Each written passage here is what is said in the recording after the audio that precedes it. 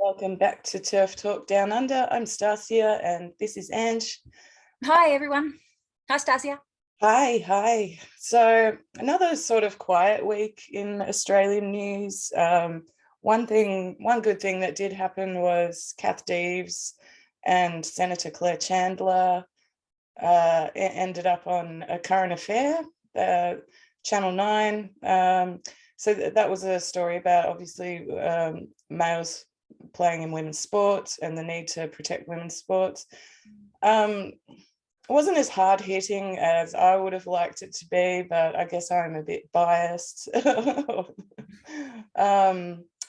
it got the message out, and then Channel 9 on their Facebook page did a little poll sort of thing, like, click like if you think males should be allowed in women's sports, click love if you think it should be for females only, and the results were overwhelmingly in our favor. And then of course they switched commenting off. I thought they were very brave, actually, in the current climate to even entertain a survey like that. I was not surprised by the result, of course. It was 10,000 and more said no, biological males shouldn't be in women's sports. And about 1,500 were like, of course they should, trans women are women. I thought as a mainstream news channel and still, churning out all the pro-trans stuff, because still obviously part of the Pride and Diversity scheme, Channel 9 was very brave to even entertain the thought. And I think it sent a very clear message to the other media channels that this is a topic that needs to be discussed. I'm very proud of Kath and Claire for stepping up. Good on them. There was this really stupid bit at the start where I can't remember what Kath said something, and this idiot man reporter said, you're treading a fine line there, aren't you, Kath? And it was just so stupid. It was so dumb. It was, can't get over it. If you say to these men, these men, and say, well, do you actually believe that a man who decides he's a woman at 40 should be allowed to play a sport against and share change rooms with 15-year-old girls? They go, of course not. That's not what we're talking about here, because they're imagining the, fully transitioned transsexual, not the person that we know is the average trans person, which is a porn sick autogynephile who gets off on, breaking people's boundaries. Like, we know who they mean when they say trans women are women, because your average transsexual isn't interested in joining 15-year-old girls' sporting teams or, that sort of stuff. Yeah. We've got a long way to go here. You're right. I think the majority of Australians still have in mind a transsexual person that's had the surgery and they feel sorry for him. And I don't know how we're going to change that perception other than just repeatedly highlighting what's really going on. Well, I think the snake's eating its own tail, and that people are realising now that this is not a minority group. This is not a weak and, disadvantaged social justice movement. They realise that there's corporate vested interests. They realise that there's some pretty sick people out there that are identifying as female, and whether they're trans or whether they're just men trying to access women's spaces or whether they're both, people are waking up. It's easy to lie to everybody if these people aren't that visible, if there really was only 1% of trans people. But since lockdown, more and more men are invading women's spaces, and people are having the experience firsthand of finding a grown adult man on their teenage girls' sports. They're finding the experience of going into, a sex-segregated service, a crisis service, and having a biological male there. Like, people are having these experiences and they're waking up and going, whoa, this isn't just, nasty TERFs. This is actually happening to me, or then they know someone in their friends or family, which has happened to me a few times, who says, oh, I've decided that, I'm actually a woman. And you're looking going, Grandpa, nah. So until it happens to you, and because trans is the flavour of the month, and people who are frightened, which a lot of people are during the pandemic, and vulnerable, like kids, and people who are mentally ill, and our mental health service has collapsed. People that are mentally ill are attracted to this thing because it gets them attention. They can go to a public mental health service and go, oh yeah, whatever, we'll see you in 8 weeks, and get no support. But if they come out and say, hey, I'm transgender, then they're flooded with options for mental health support. They're flooded with options for accommodation. They're flooded with employment opportunities. They're getting their book deals, and they're getting their rantings published, when the rest of society is still battling on, trying to cope with the pandemic and a broken mental health system and a broken health service. And yet they're getting money shoveled towards them. So why wouldn't you identify as transgender? And why wouldn't you, as a woman, identify out of hypersexualization and sex work is work and pornification of our sex? And, the humiliation that comes with that affects all of us. Why wouldn't you identify out of that? Hey, I'm a trans man. You never want to leave me alone. So it all makes sense to me. And I really believe that the snake is eating its own tail. The people are wising up to this. They're wising up to the fact that children are being exploited, that they're being groomed into this. And that it's for vested financial interests, or for perverts. Because the way that they're removing safeguarding. I read an article last night where it was about the pandemic and about the COVID vaccine. And one of the youth mental health services put out an ad with 2 14-year-old girls on a train. And the other one girl says to another, oh, have you had the vaccine? Oh, we want to go to the movies, but you haven't had the vaccine. And these 2 girls go off to get the vaccine together, because legally a child 11 to, 17 or whatever is allowed to go and get the vaccine by themselves. Now, whether you're pro or anti-vax is irrelevant to me. But what really worries me is our Victorian government advertising to 14-year-old girls to make healthcare decisions and deliberately deceive their parents. Now, that's happening at the same time as small children are being told, oh yeah, you're transgender. If you like pink toys, you must be a girl. If you're, if you like motorsports, then you must be a boy. Things like that. It's all happening at the same time. And then there's also this, push towards unisex toilet and sex being taken out of the equation. So you've got the combination of the grooming of the young people and completely removing our sex-based rights and our sex-based spaces. And you've got a really, really vulnerable population there, really vulnerable, and it's deliberate. And then add porn into the mix. Oh, yeah. I was thinking about this, like what's happening with porn, and teenage girls must be, thinking that what they're doing is having sex, but really that they're being sexually abused. And it's just terrifying. We're going to have this whole generation of women that have been abused and traumatized. Well, when girls, it's interestingly when I was young, the average age of the first time they had sex was about 16, 17, right? And it came down for a few years, and now it's going back up to older girls are being older because they're actually avoiding doing it. Yeah. But I know for a fact that I know 14-year-old girls that their first sexual experience is doggy. Freaking doggy. How impersonal and dehumanizing is that? Because that's what boys want, because that's what they watch on porn. And that's that point of view of, domination and subjugation of their partner, and because I talk to children of all ages about this stuff. It's part of my work, but it's also because I have 3 daughters and a son. So the things that they tell me, I'm just sitting there going, oh, okay. And I'm like, wow, I'm freaking out on the inside. But, I'm lucky to be in a position where I'm able to talk to children about this stuff.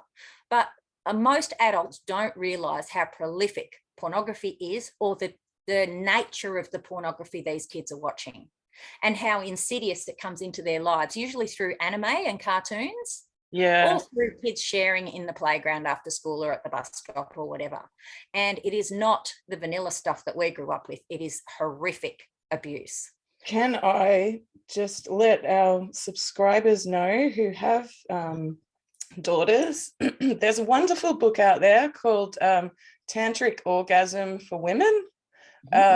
And I highly recommend, if you've got a teenage daughter, get it for her for a 16th or something like that, or, earlier if you know that she's sexually active. It just, I think, gives women or you know, teenage girls a good idea of what their bodies are capable of, and that you know, it doesn't have to be fucking doggy style. Like we need more education around this. I think, again, I'll bring up that organization Collective Shout, run by Melinda T. Rice, I think it's pronounced. Try and get her out to your school. She's no prude. You know, we quite often, people who are anti-porn or who speak out against pornography are labelled as prudes. Melinda ain't no prude. I'm no prude, you know. And I think it's good that for kids to hear this stuff from people who know what they're talking about, you know, because they're bombarded with messages from, you know, the Sex Workers Alliance and from the government normalising all sorts of heinous things. So I got pop-ups, sorry. Speaking of the grooming of children, there's been a really good video made. It's available for free on YouTube. The channel is called Skirt Go Spinny, and what's it called? The call is coming from inside the house, and I think it's really well made. It's US focused, but it shows how children are being groomed online through social media, and they gave all these examples of TikToks where you know, really shocking stuff of young girls showing off their fresh wounds from having their breasts removed, and it did a really good job, I thought. And it's only 40 minutes. I think it was a good one for peak transing people that are on the fence. So check it out and send it out to people. Yeah, I like how it likened the trans thing to a cult, because it is a cult. It's a social contagion. And yeah, it showed all the different ways that people are indoctrinated and then kept in the cult, and you know, and how they treat people who oppose it as well. There's another one, I think this week as well, by The State Media. That's the name of the channel on YouTube. Oh, that was nutty. Yeah, that was good though. It was like, whoa, you know. Yeah. It went for like 15 minutes.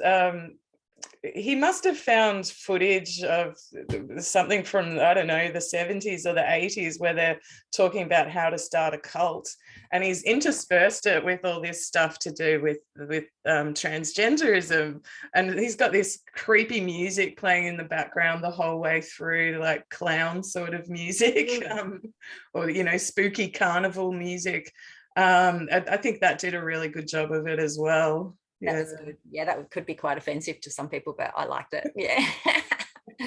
Oh, goodness me. Now, we've got a guest joining us shortly, but you mentioned that there's been some changes here in Victoria to crisis services.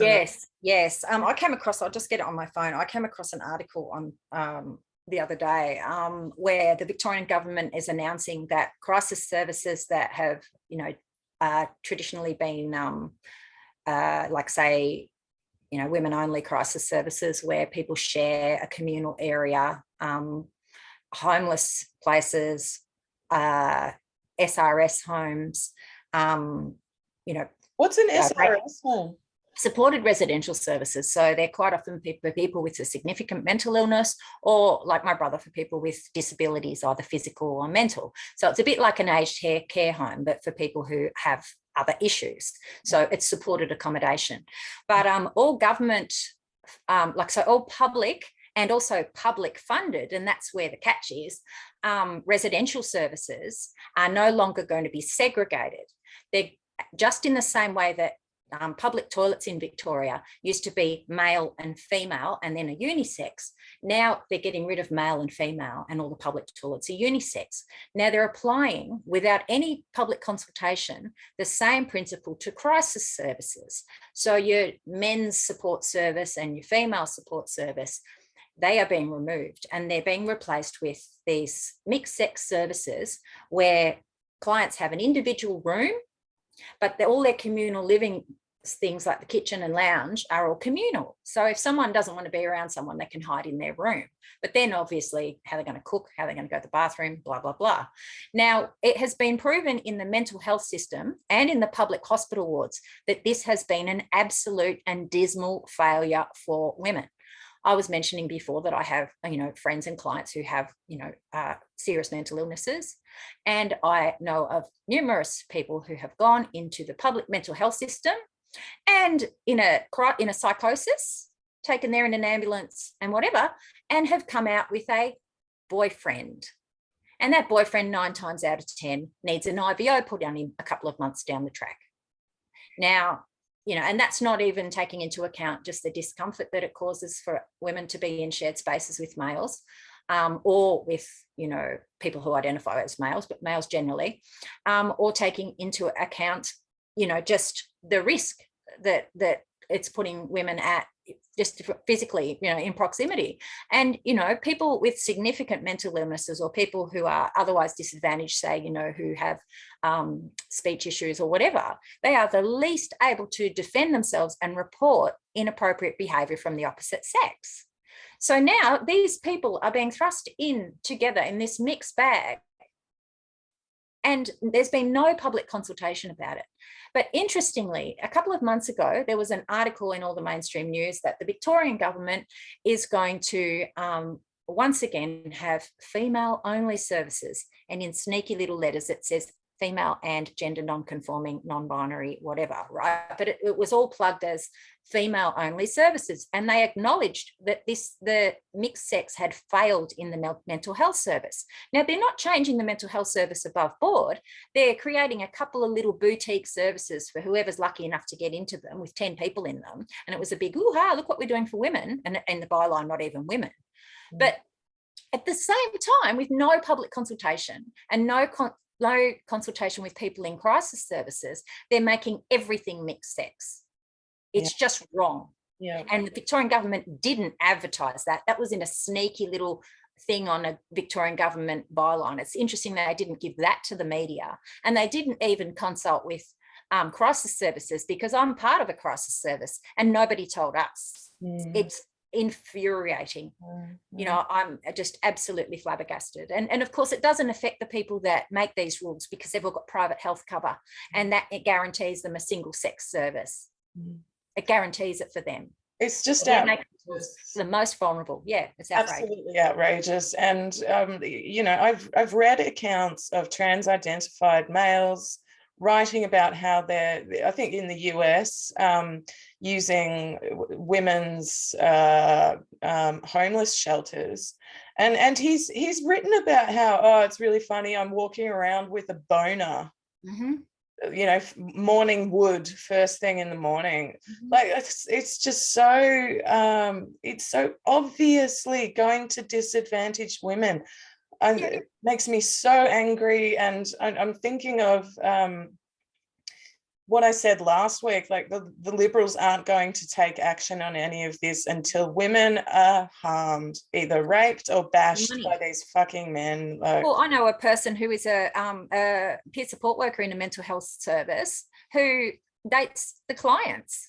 Well, some of them are really hot. I've heard of this happening. You've got to be kidding. They shouldn't be anywhere near it. It should be sex segregated. Women deserve to be safe.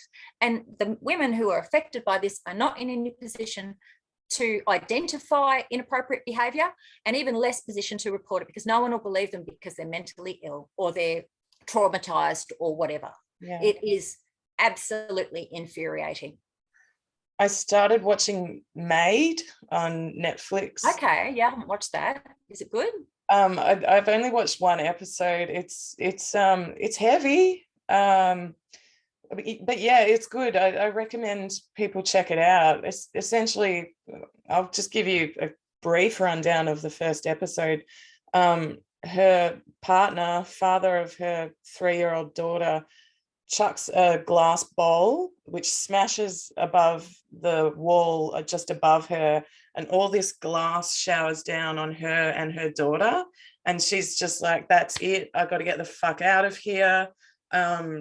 She can't go to the police because she wasn't actually physically harmed. At least she thinks that she can't. She has to get a job as a maid, which pays like $12 an hour. And it just shows how trapped women are in these sort of relationships, and the lack of services out there. And then you think about a woman like that then going to some crisis accommodation service for help, and she's encountering men with autogynephilia walking around with boners in the morning. Like, it's just fucked. Now our guest has joined the waiting room, so I'm going to bring her in. Joining us today is Kath Karena. She's up in Sydney. She's done a lot of work on all sorts of aspects of the transgender issue. One of her pet projects is looking at ACON and the Australian Workplace Equality Index that they run, which is Australia's Stonewall scheme. She also has a really good YouTube channel that's very, very informative, very good, highly recommended. Yep. We're resourced as well, unlike me. When I talk about things, I got no resources as well. Kath's got heaps. She's really good. Yeah. Kath, if you can hear us, just switch on your video and audio. Here she is. Hello. How you going, Kath? Not too bad. Welcome. How's your arm? It's here. Oh no. Oh no. It's a little bit better than it was, because I was worried there for a while that they were saying it's going to be like 2 to 10 weeks. Wow. But I don't think so. I think I tend to recover really well. But No, for a long time. My arm's worse. I'm just out of a cast. You might be able to see my tan. Yeah. I'm just out of a cast after 6 weeks, and I'm in pain for the first time in 6 weeks. So it's kind of worse before it gets better. It's so bad. Don't tell me that. No. Hi, how you doing? Welcome, Kath. Welcome. Now, we were just saying you've done a lot of work looking into ACON and the Australian Workplace Equality Index. Yeah, it started actually looking at the Pride in Sport first. That was in November 2020 for Kath Deves. And that was just an eye-opener. It was just ludicrous. So I did a report of about 45 pages and sent it off to Claire Chandler. And then that kicked it off. And of course, we started the FOI group as a subgroup underneath the Coalition for Biological Reality, and got Kit involved. I'm so happy that I enrolled Kit into the Coalition for Biological Reality. I came across a blog post and thought, this is a smart chick. Yeah. And we're meeting tonight for our strategy meeting on ACON, etc. But I have taken a preference. I am going to be putting a lot of focus on the medicalisation of children here in Australia. And we started speaking with Speak Up for Women over in New Zealand, and see if we can't collaborate on some things and make an Australasia type project. So do you want me to just talk about stuff, or what do you want me to do? Yeah, please. I'm also interested in hearing about In Defence of Children. Is that where you're going to be? Is that going to be the base for how you're approaching the medical? So I tend to be, I like strategy because I'm a gamer. So that's how I tend to think of the world, is how I'm going to take out the boss. And the boss is ACON. Boss is ACON. What people don't understand, it's part of an internationally coordinated project. It really is. I know that sounds a little bit woo-woo, but it really is. When you look into it, it's unavoidable. So ACON is part of ILGA. ILGA is an organisation that is really invested in training young trans activists, who are usually university students who are taught postmodernism and critical race theory and queer theory and all the rest of it. They're your main drivers and salespeople and marketing people for gender identity ideology. So ILGA, it's got a stake in the game because it'd like to lower the age of consent for children. It's been affiliated with Pedophile Information Exchange, also with the North NAMBLA, which is the North American Man-Boy Love It actually lost its eco status with United Nations because of that. It got back in, and again it pushed for that, but it's doing the training of how to frame the messaging, how to do communications, how to reach people, and of course they're using the Denton's Handbook, which I always mention this because I want people to really be aware that there is actually a handbook. There's a handbook, and then you just have to put transgender rights and the country, and you can see them ticking off all the goals of the handbook on Wikipedia. So it is an internationally coordinated project to get gender identity ideology as the branding in order to sell various products. And everyone's in the game for different reasons. Denton's, of course, has clients with the pharmaceutical companies, Arcus, Stryker Medical Corporation that has the Arcus Foundation, but there's many. Thomson Reuters, who did what to market, like get under the radar, sell trans people as the most marginalized people that there possibly is, overstate hate crimes to trans. They told you what to do. ILGA tells you how to do it. And then, of course, Thomson Reuters, they're affiliated with, large investment companies like BlackRock. BlackRock, you may not have heard of it, you should, because it's kind of been called the United States shadow government. It actually bailed out the United States government one time. It's that powerful. It's huge. Yeah. And it has its arms in all the media, etc. So, and also tech. So Twitter and Microsoft and LinkedIn, which is owned by Microsoft, and the Zoom and all the rest of it, all part of that. And then you've got your local lobbies, and that's, for us, that's mainly ACON and also Rainbow Health Australia. Have you heard of those guys? Yeah, I have. Yeah, so it's Rainbow Health, its particular role in the whole conversion therapy ban is that it put the report together for Jill Hennessy, who was the health minister at the time, who pushed that we urgently need to do conversion therapy ban when there was no evidence for it at all. They had two reports, Rainbow Health, which had a different name at the time. I can't remember how to say it. It's an acronym and I get sick of the acronyms. But it put together a report, a dodgy report, and they pushed through they introduced the conversion bill to the floor, and it got accepted. But they also have a lot to do. Was that state-based, the Jill Hennessy stuff? Yeah, that was state-based. But the thing is, though, really Victoria is an experiment, because it's the worst possible way of doing it. And it's an experiment on many different levels. We tend to think of just in terms of gender identity, but I really strongly believe, from the evidence I've seen, that the gender identity is used as a vehicle for state power. It really is. Yeah. It's used for a vehicle of state power because you are removing material reality as a base for what's true, and you're replacing it with whatever the state says. That's it. That's and generating fear. Yeah. Well, it's not just this. That's why compelled speech is so important. You look at a man, you're supposed to say a woman. It's not true. Everything, even children can see the difference straight away. It's not true, but you're compelled to say so, even when the people are not in the room. If you're embedding the AWEI, Australian Workplace Equality Index, which is the audit, just for those who don't know, which is the audit that ACON has put into the Prime Minister's office, mainly working through the Office of Women, by the way. Really, they've gone for it, right? Office of Women, then, and it's in the federal and the state and local governments and also in the corporate. But these things are putting in, by stealth, no vote from us Australian citizens or New Zealand or anybody else who's living here. No discussion, no debate, nothing. But straight away, no single-sex spaces, compelled speech, a block on any kind of speech that would be which would be offensive to LGBTQIA, whatever that is.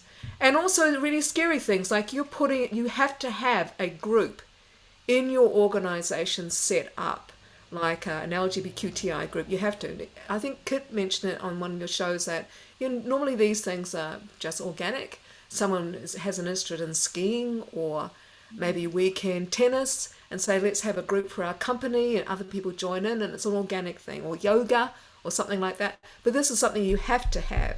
And then when you have this group, that has to happen, you also have a person who will monitor what whether or not people are compliant or not to the rules that AWEI has established. You know, how you speak and how you present yourself, and are you doing the pronoun crap and all this kind of bizzo, you know. But and that kicks in February, the reporting of all this. I think I did a short video. Yeah, I did a couple of videos, one with Holly Lawford Smith and one prior to it, which got onto the 11th hour blog. So pleased. I really earned my TERF badge. Well done. Yeah. I know. I was so pleased with myself. But what I've done is recently, I'm happy because I know Kit's driving now more the ACON stuff of getting the FOIs and the evidence in. But what I decided to do is I built indefenseofchildren.org. Started off to promote Moira Deming, who is a teacher as well as a counsellor and all the rest of it. And she knows exactly what's going on in the schools. And if people don't know what's going on in the schools, your Department of Schools have signed up, Schools and Education have signed up to the AWEI. So one of the things that you may not be aware of if you're a parent, that if the school decides that your gender non-conforming kid, who could be gender non-conforming for many reasons, high probability they may be potential gay kids or autistic, or they've got various comorbidities like anxiety or depression or something like that, or they might be just really highly intelligent. Highly intelligent kids tend to be gender non-conforming. If the school decides that little Johnny is actually a Jane, they can, if they don't feel the parent is going to be happy or supportive, they can start calling them a different name and start socially transitioning them. And not only that, they can bring in a gender clinic. Like in Victoria, they'll bring in the Royal Children's Hospital from Melbourne, Michelle Telfer's group, in, and they will decide whether or not that child should be start on a transitioning, which is puberty blockers, etc. Behind the parents' back. Behind the parents' back. And that's what people don't understand. So in the Defence of Children, and it's also English spelling of defence, it's DEFENCE, not SE, by the way, just so people know. This is English spelling.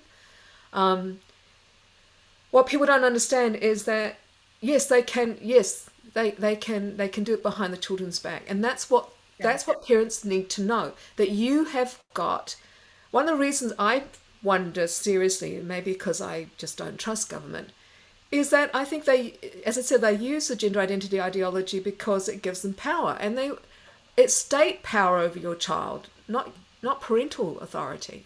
The state, the school, gets to decide what happens to your kid, and even gets to decide what will happen medically to your kid. Now, no parent, no teacher has any training whatsoever in that area.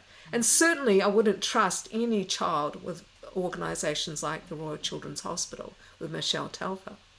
I did, so a few months ago... Can I say something, Kat? Yeah. It seems like this massive social engineering project, like they're trying to rearrange the foundations of society. Yeah. And I just think, to what end? What do you think their end goal is with all of this stuff?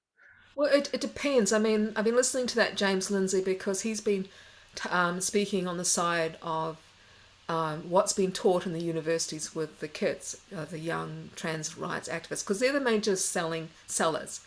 And what I've noticed in the past, what we know from history, is that if you really want to have a big change, you usually use the young people. Yeah. Now, I think I've said before, one time when we had something similar happen as a big cultural shift, which was the use of computers. Okay, there's one stage nobody was using computers, and I was in that time. I was highly into computers, and I was one of those young people who were really sold to get computers into every organisation and school and government. And I was there with the Premier's Department and Department of Education and Training and Coordination and everywhere, and I was totally in there because I was a young person and I'm changing the world, Yeah. We're going to see things going to be faster, sharper, smarter. We're going to save people time. They have more time for a better life. Bullshit. All this stuff, and they wine and dine you. and and you're out there and you're energetic and you're changing things. So I've been listening to the young people, and it's kind of like their mission. They think somehow if they change, can't really speak to this much. I'd point more to people like James Lindsay on the new discourses stuff. But listening to them, it feels like, this is our mission. As a boomer, we were looking at everything, and we did make a huge range of changes, to stopping war and getting rid of racism and women's rights and all the rest of it, going for everything. So they've chosen usually climate change, Black Lives Matter type stuff, and this gender stuff. But it's bullshit. And it's really clever too, because in many ways religion has kind of been poo-pooed a lot. And they replaced it with another religion because people still need to know three things. Who am I? Where am I going? Yeah, and why am I here? Yeah. And they're answering that, I mean, ages ago, even if you weren't particularly religious, you might be doing astrology. Meditation retreats, women's groups out in the outback or something, all that kind of shit, to discover who you are and why you're here and all the rest of it. Now they've got pre-packaged identities for the youth, and they've become all of a sudden experts on it because everything's made up, and their truth is absolute truth. So that's what I've noticed is a major big danger is a disconnect to material-based reality, concrete-based reality. And it's dangerous. The reason why I'm going in defense of children is, as I've got a real thing against the education system a lot. And I take marginalised youth, people like David, he's given me permission to say this, people like David, who spent his whole life as intellectually challenged, supposedly, was on a pension because they thought he was not capable of doing anything other than manual labour. Now working in Qantas, 97,000 a year, 26 years old, has his own home, and a test automation specialist and a quality coach who coaches psychologists. This is the guy that they said is psychologically retarded. So I work with kids like that, suicidal, schizophrenics, kid who had parts of his brain cut out, and that impacted him, all that kind of stuff. Because most of, try not to get onto this topic because it's a passion, but why I'm saying this is the key part of dealing with a non-segregated group, which is what they're supposed to be about, diversity and inclusion, which it's not. I'll tell you what diversity and inclusion really is when you take a mixed group and you can create a level playing field for all, and you invest in them on the basis of merit. And their esteem and how they grow and how they think is based on what they achieve, not what you say they are, like a label, and which requires everybody's external validation continually for make it to be true. Truth is not coming from what you know has happened, what you've personally achieved, what you've done, what good you've seen you've done that's entirely in your control. It's all given externally to outside people. I'm not having that. It's dangerous. I've got kids who come in, all of them have high anxiety. I get rid of that in 2 weeks. It's easy as pie, because unfortunately, the Western education system is very much about in your head, whereas where I come from, it's your hands and your head. In fact, my reading speed's about 3,000 words per minute. It's very much a tie-in with your hands and your eyes. Like the kids, when they start reading, how to do this thing? It's actually a really good way to do it because the hands and the eyes and the brain has a lot that triggers each other, that kind of, increases growth. Yeah, anyway. There's all sorts of exercises you can do with your eyes and your fingers in order to rewire your brain. And there's a program called Brain Gym that's meant to be really good for kids with dyslexia and stuff like that. So yeah, I know what you mean. Yeah. But what it depends on is I need to have reality. Because when you're dealing with autistic kids, and they're all different, I'm going to tell you right now that when you meet one autistic kid, you meet one autistic kid. But what is really common about them, the ones that I've had anyway, they've all had a problem with conceptual thinking. Like if you say, for example, steeple, you have a kind of an idea about a concept. You might not see a picture, but you've got an idea of what a steeple is. It's something stuck on top of a church. It might have a ball on it, a cross on it. It might be kind of a triangle. It might be a square type. But when you say that, for example, to David, it's like you put steeple into images.google.com and he's just running through every single steeple he's ever seen. So it gets really overwhelming when you talk about a steeple, just on that alone. Now you tell him that this man that he can see is a man because he can see all the indicators male, and you tell him it's a female. You know? Yeah. No. The other reasons why is when I'm dealing with truth, and here's my definition of truth, it's just things as they are. And that's not religious definition, just things as they are. What was, what is now. Now, when I'm dealing in the future about what's going to be true in the future, it's based on me keeping my word and making a very clear, concrete promises. Like, for example, I promise you that you will have a job at the end of this period of time if you, 1 a.m, come in and you have your bum on the seat by 9:30, and that means you've gone to the toilet, your bags are open, your bum is on the seat in that room. That's what it means. Everything's concrete as heck.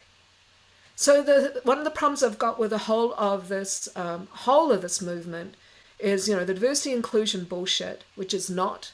It sets one group above the other, and it has them above each other based on external voices saying you are with no evidence thereof, And also, how the hell does it make any sense?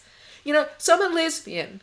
What the hell has who I bonk got anything to do with what I do in the workplace? Mm-hmm. Really? Yeah. What has it got? Really, what? Yeah. If I, like in the university, I've got a real thing about university, I think I mentioned.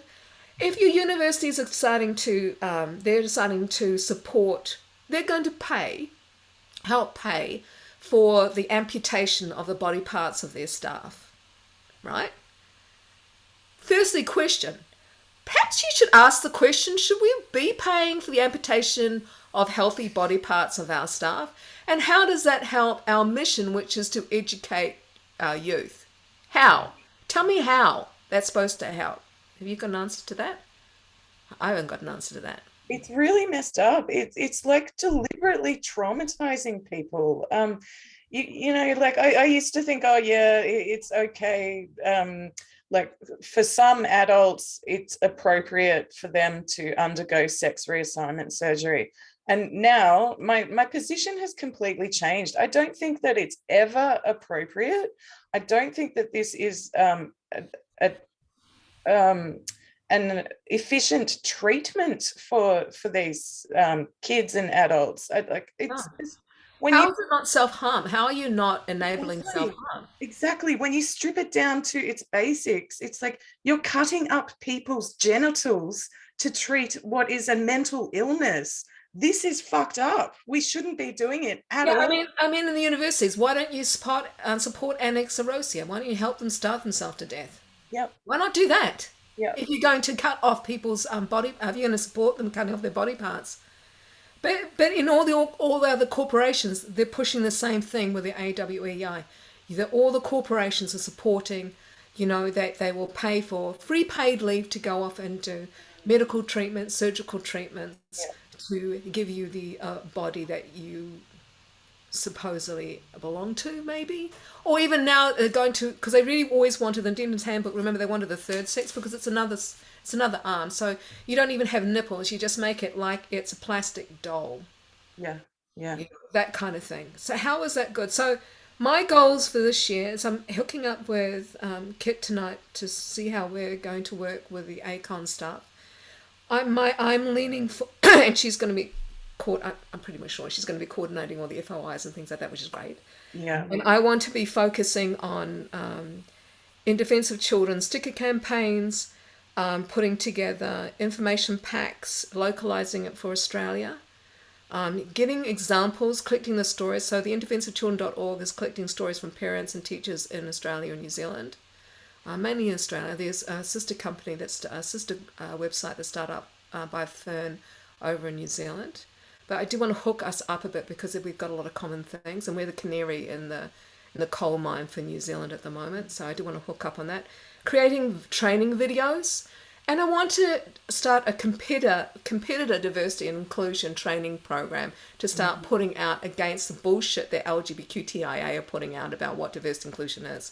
It's not just about that this is bad from an LGBTQ perspective, but it's just bad across the board. It is removing our understanding of what truth is, you know. And I look, personally, I can speak to this. As a young person, about 14, 15, I've made several attempts of suicide.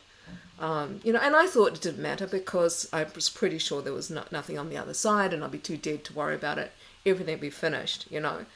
But I remember at one point, because I was in a really bad home situation that I wasn't allowed to lock the door at night, and you're sort of fending off wandering people coming in and out, that I never slept for a very long time.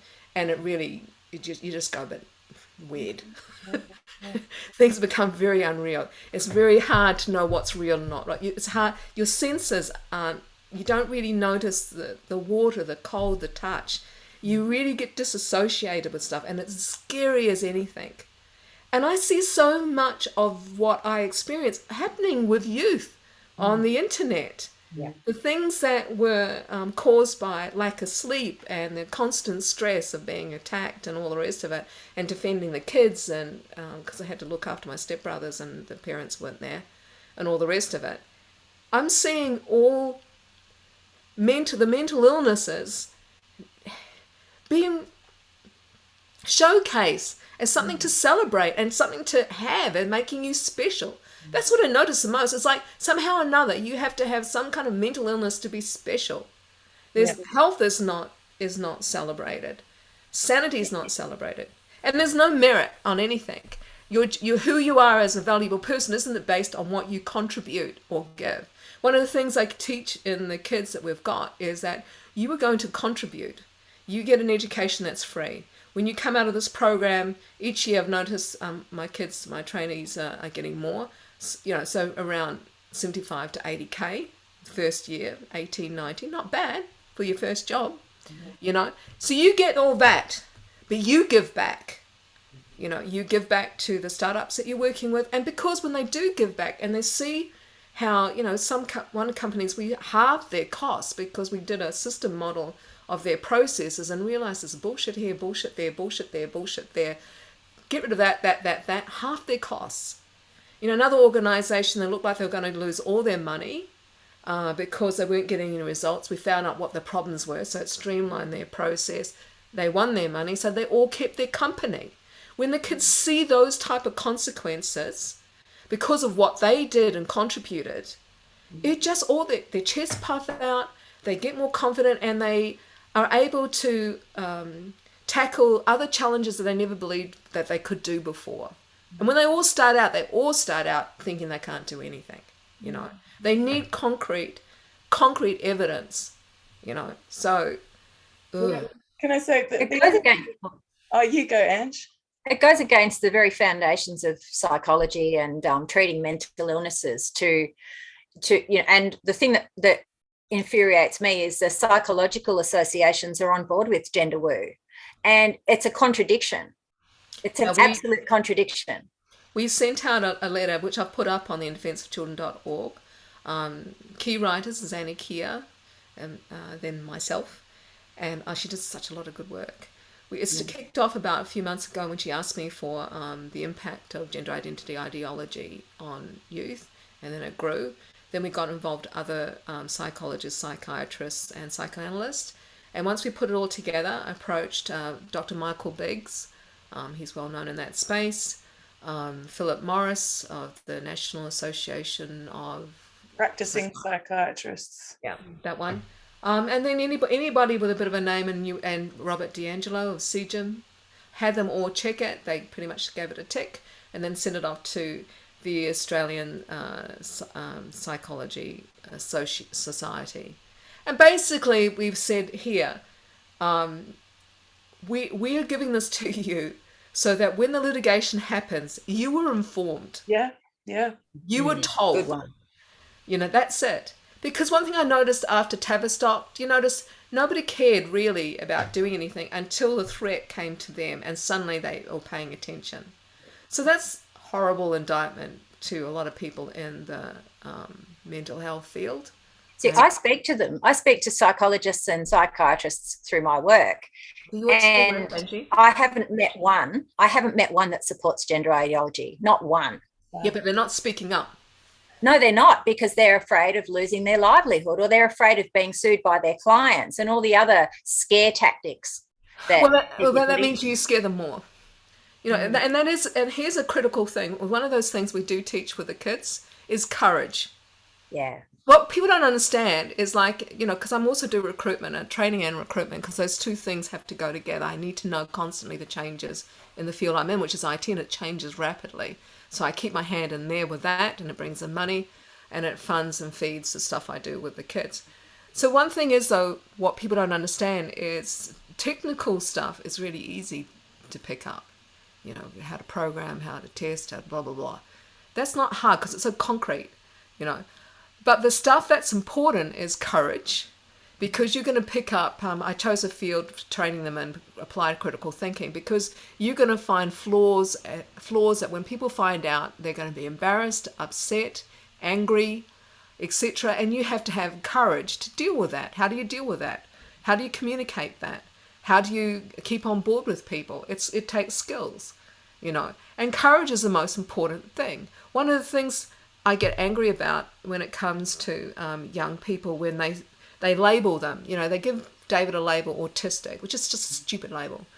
I actually don't think much of psychology, I've got to say. Another thing is, you label this bipolar, you label this schizophrenic, and you've got this idea of tick the box, and they put them into kind of like a conveyor belt. You're going to treat this person like so-and-so according to these boxes. No. You look at the person as an individual. I mean, what was fantastic about David, supposedly he would be less intellectually capable than the group that we had, is that because he assumed that he knew less than everybody else, he would always ask questions. He was just totally fearless. You know, he didn't care about being seen as dumb, because everybody saw him as dumb. So he just asked questions all the time about things he didn't know.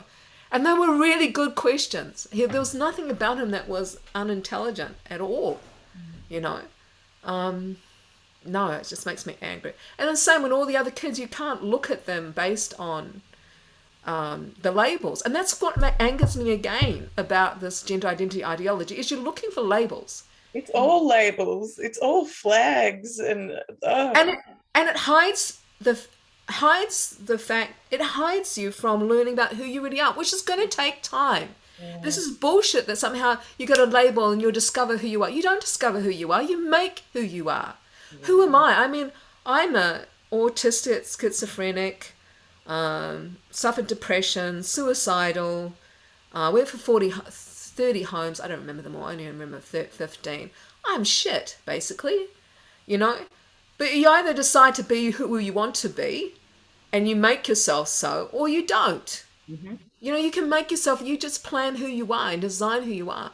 It's really interesting that a lot of the gender identity labels, they're basing it around gaming. Yeah. But the worst kind of gaming, you know, because, you know, when I played World of Warcraft, I was a guild leader, of course, and a raid leader, of course, killing people, so very good at it. But you use the opportunity, because it's a social environment. It was a made up world, but a virtual world with still people behind it. But you use the opportunity to train people on a whole bunch of skills in a safe world, you know, which they then took out into the real world. At one stage in the early part of the internet, I ran a program for kids who were bullies. And what I discovered that the kids didn't have social skills. So the idea of having friends is, be my friend or I'll bash you. So we trained them to be certain different type of characters in these games, and got them well skilled to play these characters, and then said, now take that character in the world and play that character in the real world. Yeah.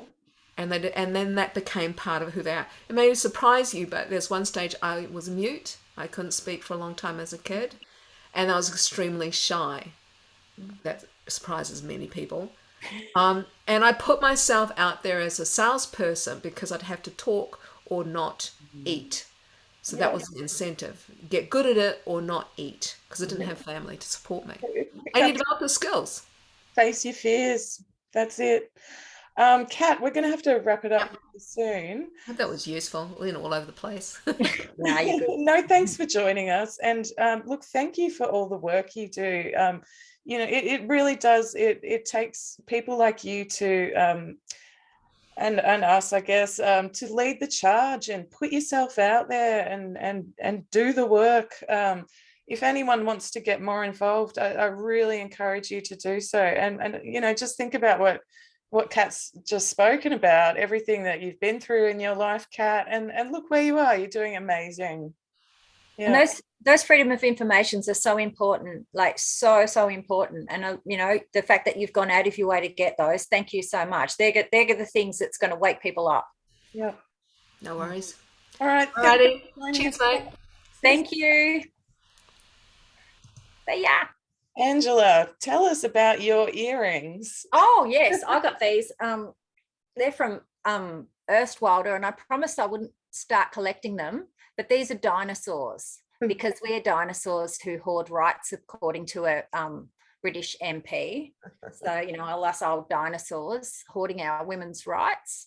So I'm just paying tribute to us, basically. Love it. But I didn't go for the leafy green eater. I went for the one that most resembles myself, which is the nasty one.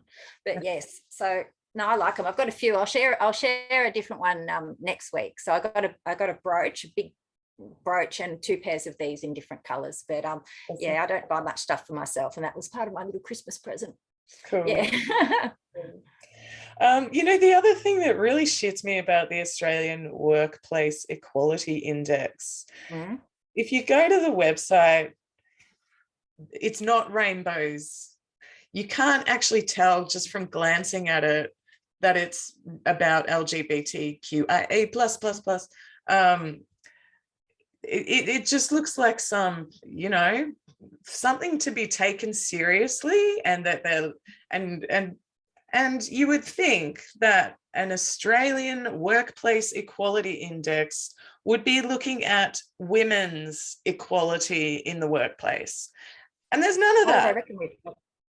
Sorry. No, they're imagining they all, you know, there's this bollocks in society that we almost imagine that women's equality has been achieved. And if you ask a lot of young people, you go, yeah, I'm equal to men. I have equal opportunities to men, because they're you know, 1 year out of university, you know, so of course they're going to think that they're equal to people that they graduate with.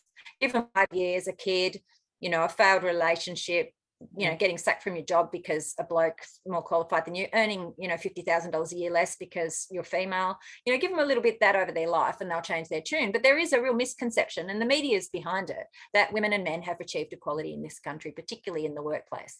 Yeah. It's crazy. No, it's just mad. Yeah. That I remember watching an interview with Maya Forstater, and she talked about something similar. You know, she had children and she was trying to get back into the workforce, and it was then that she realized, oh, okay, yeah, there's serious barriers and problems for women returning to work after having children. I was just thinking about that index, actually, and I agree with Kath. I was speaking to one of their foot soldiers, you know, the gay and lesbian officer at the police the other day, and he was saying that VicPol is just about ticking boxes. That's all they're about now. It's about ticking the box. So, you know, he gets told to do this training, and when he's done the training, he ticks the box, and then he takes the training to the next person and he ticks the box, and that's all what it's about. There's no real interaction with what they're learning, or, you know, it's just all hypothetical ticking of boxes. Now, that's not actually like considering the individuals that are involved in all of this. Yeah. It is such a, you know, it is such a narrow thing for something that's supposed to be inclusive. This whole gender bollocks is so narrow, and it excludes people like lesbians and gay people, just to cater for the extreme that are prioritized above everybody else. It's just crazy. It really is. I'm reminded of when Black Lives Matter really kicked off after the George Floyd death. I remember reading about a police officer's account of what was going on in the police force in the US, and how, you know, they would have these training sessions where someone comes in and tells them how to be, you know, culturally sensitive towards Black Americans when they're dealing with them. And then the moment that trainer walked out of the room, they would all be sitting around just fucking taking the piss, having a laugh about what they've just been told. And I kind of imagine that same thing happening here in Australia with all that LGBT stuff being forced into the police force. Yeah. And especially because with the police, their dealings with trans-identified people are usually as criminals. There's a few local ones at the moment, but they're usually, you know, on the wrong side, because identifying as the opposite sex is a marker for mental illness, for serious mental illness, for, you know, a lot of the serial killers dressed as women wore women's underwear. You know, that's not a cliche. It's based on science, and it's based on criminal records and things like that. It's not just some cliche that TERF's made up. You know, right. It's not sane to want to be the opposite sex. Yeah. Karen Davis from the YouTube channel You're Kidding, Right? I think she often references a study that was done that looked at the rate of cross-dressing and the rate of criminal violence and sexual assault and stuff. And there is a correlation. There is a correlation there. A study. You all know that. It was a study done by Ken Zucker, who worked with trans people in Canada, I think it was. So yeah, there's definitely evidence out there for that. But have you seen trans activists talking about how they feel sympathy for Buffalo Bill from Silence of the Lambs? No, but I got a ban for using him as a meme once. So no, I haven't seen that. Just but they're also in the comment section, you know, demanding that we call, you know, male rapists in prison by the right pronouns, you know, and child molesters by the right pronouns. Like, they're demanding that. Yeah. I mean, what's kind of sick person prioritizes the pronouns of the perpetrator above the, you know, respecting the victim? That's sick. It's sick. And yet it's very common with trans activists to do that. It is sick. Okay, I think we better wrap it up there, Ange. Kath's given me a lot to think about. I've got a couple of kids on the autism spectrum, and you know, that's one of the reasons that I'm really passionate about this. You know, I've got a lot of skin in this game, and she's given me a lot to think about. So it's really good having her on. Yeah, no, she does amazing work, and I will check out the description that I put on these videos if you're interested in, you know, looking at whatever articles we've been discussing. I usually put a link there. I'll also put a link to Kath's work on her YouTube channel, and In Defense of Children. So if you're ever looking for more information, I'll generally put it there in the description. All right, thanks, Ange, and thanks to all our subscribers. I'm off to the beach again. Lucky duck. Lucky duck. Where are you going? First to Portland, and then over to Robe in South Australia, and I've never been in South Australia. Oh, cool. So I'm staying away from people, going camping so that I don't catch COVID. So but I'm looking forward to it. Oh, enjoy. I hope you get good weather for it. It's not too hot, not too cold. Yeah, thanks. All right. See you next week, everyone.